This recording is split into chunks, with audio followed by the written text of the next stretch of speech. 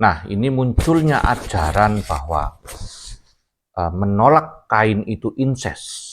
Itu disebabkan ada percampuran dari teori evolusi, evolusinya neo-Darwinisme yang diambil dari Mendel punya teori berdasarkan percobaannya dia terhadap kacang-kacangan itu ya.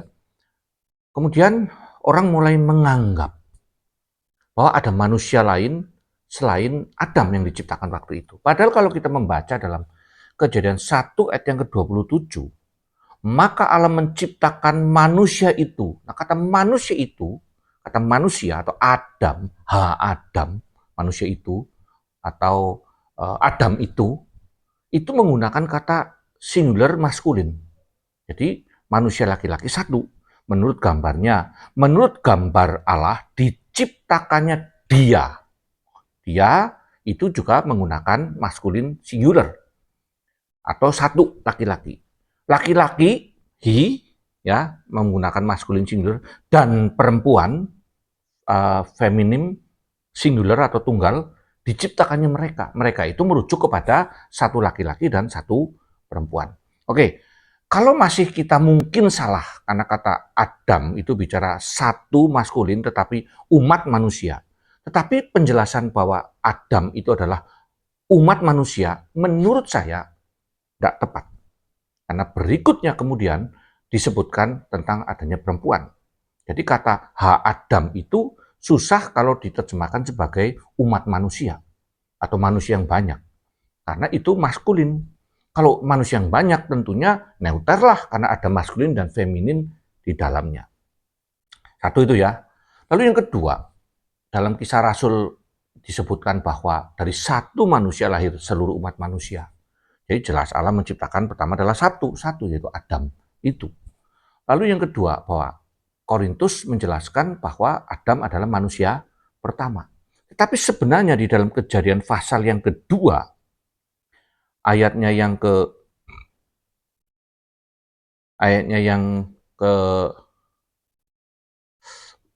14.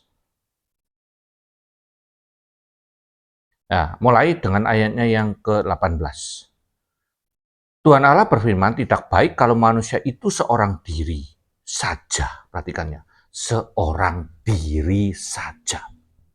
Aku akan menjadikan penolong baginya yang sepadan. Lalu Tuhan Allah membentuk dari tanah segala binatang hutan dan segala burung di udara, dibawa semuanya kepada manusia untuk melihat bagaimana ia menamai, dan seterusnya. Manusia itu memberi nama, ayat ke-20, tetapi tidak ia menjumpai penolong yang sepadan dengan dia. Jika ada manusia lain yang dianggap bisa menjadi sepadan, buat apa Alkitab mengatakan bahwa manusia yang satu itu tidak menjumpai yang sepadan dengan dia? Maka baru diciptakanlah Hawa.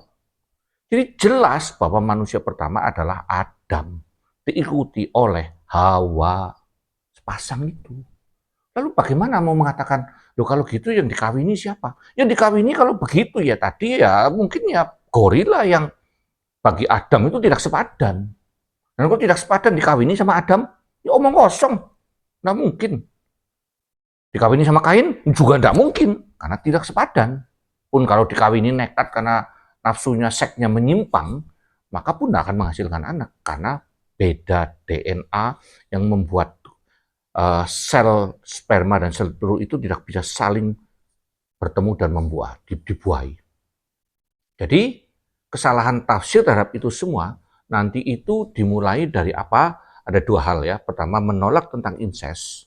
Kemudian kesalahan pengertian bahwa seakan-akan Adam sampai umur 130 sampai keluarnya Set itu hanya punya dua anak. Yaitu Kain dan Habil. Ini adalah sebuah kekeliruan di dalam melihat Alkitab. Nanti saya akan mulai membahas tentang incest dan tentang anak-anak Adam di dalam periode Kain dan Habil.